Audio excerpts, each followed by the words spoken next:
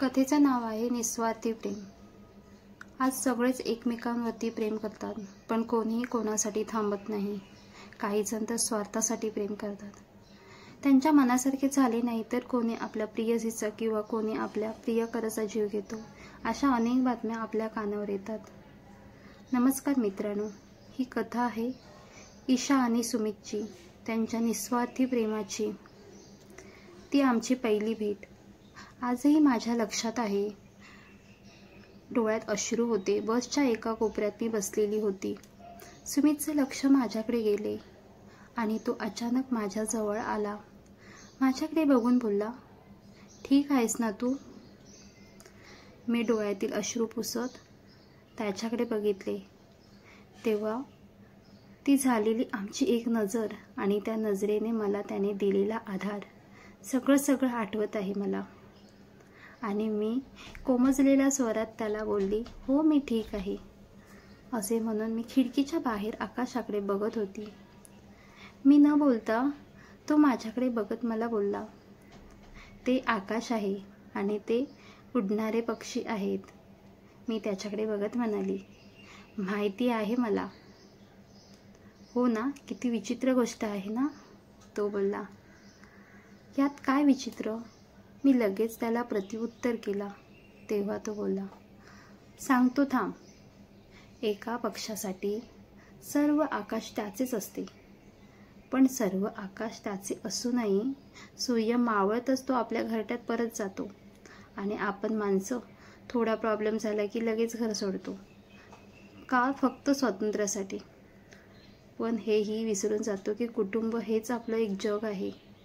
त्याच्या बोलण्यामध्ये मला आपलेपणा जाणवला। तो बोलतच होता। तेवढ्यात कंडक्टरने बेल वाजवली आणि त्याचा स्टॉप आला। तो बाय, टेक केअर असं बोलून तिथून निघून गेला। मात्र त्याचे बोल अजूनही माझ्या कानात घुमत होते।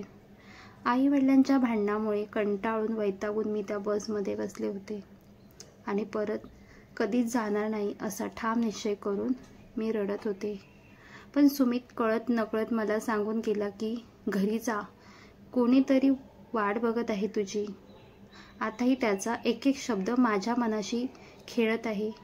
घरी जाण्याचा एकमेव कारण तो होता। तो माझ्या आयुष्यातील सावली होऊन गेला होता। आमची भेट परत झाली। तो माझ्या ऑफिस जवळूनच त्याच्या ऑफिसला जात होता। दोघांचा ऑफिस टायमिंग सेम असल्यामुळे रोज येता जाता आमची भेट व्हायची। परत होणाऱ्या त्या भेटीमुळे मला सुमितवर प्रेम झाले आणि हे प्रेम त्याचंही माझ्यावर होते।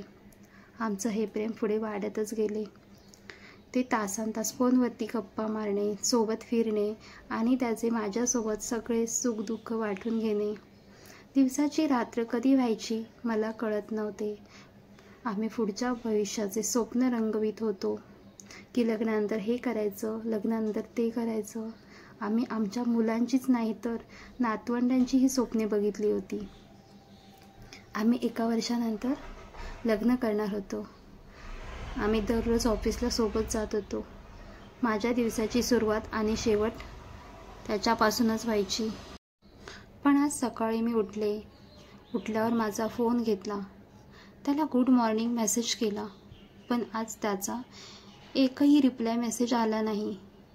नंतर त्याला मी 10-12 कॉल केले, पण त्याने एकही कॉल उचलला नाही। मी घाबरले आणि स्कूटी घेऊन त्याच्या घराकडे निघाले।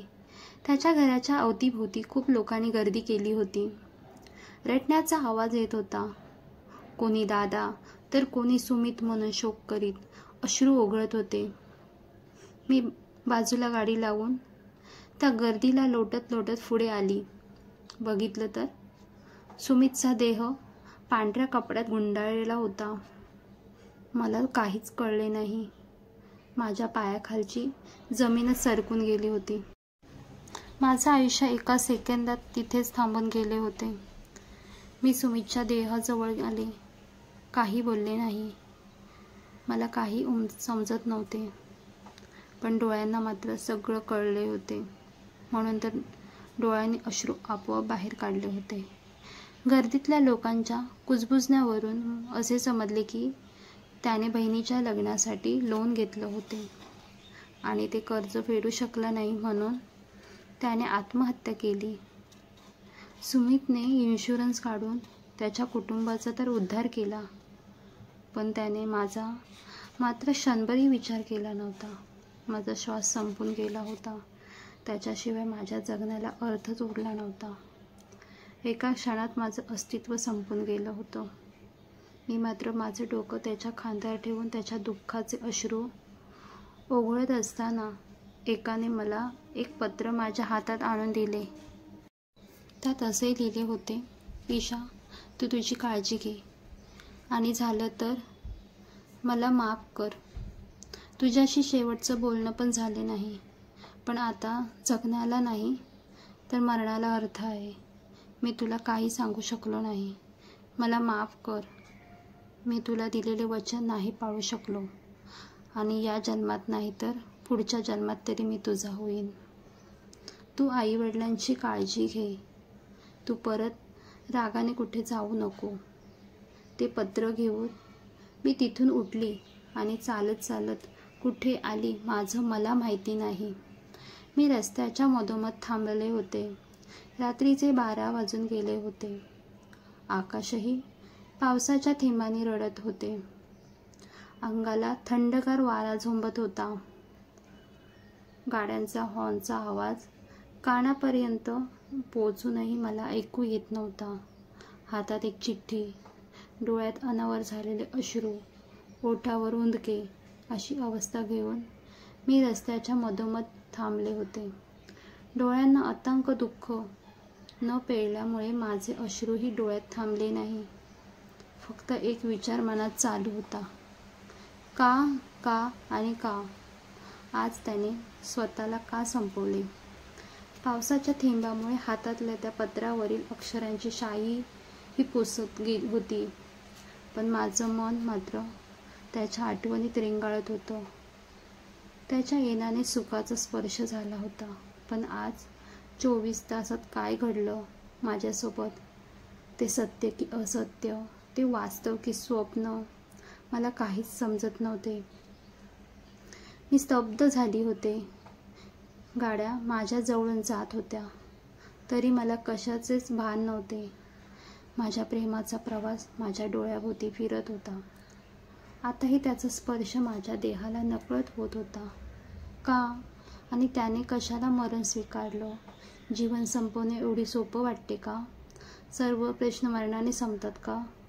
एकदा जर माझ्याशी बोलला असता तर त्याच्यावर काहीतरी मार्ग निघाला असता ना, आणि सर्व ठीक झाले असते ना. माझ्या आयुष्यात सावलीप्रमाणे तो होता आणि आज ती सावली गेली होती.